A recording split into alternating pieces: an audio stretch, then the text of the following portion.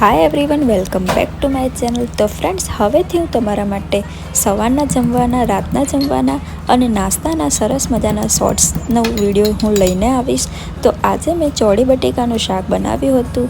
તેના માટે મેં તેલમાં રાઈ અને જીરું એડ કર્યા છે। ત્યાર પછી મેં સરસ મજાનો લસણ મરચાંનો મસાલો રેડી કરી દીધો છે અને તેને પણ મેં તેલમાં એડ કરી દીધો છે। હવે તેમાં થોડું પાણી ઉમેરીને શેકી લેવાનું છે। ત્યાર પછી તેમાં આપણે ચોળી બટેકા જે આપણે સુધાર્યા છે તે ઉમેરી લેવાના છે। બટેકાને આ રીતે મોટા પીસ જ રાખવાના છે, જેથી કરી ખાવામાં તે ખૂબ જ સરસ લાગે। હવે પાણી ઉમેરીને તેને 15 થી 20 મિનિટ સુધી ચડવા દેવાનું છે, જેથી કરી પાણી બધું શેકાઈ જાય અને આપણું શાક સરસ મજાનું તૈયાર થઈ જાય। અને ત્યાર પછી મેં તેલમાં મરચાં શેકી લીધા છે, સરસ મજાની ફુલકા રોટલી બનાવી લીધી છે।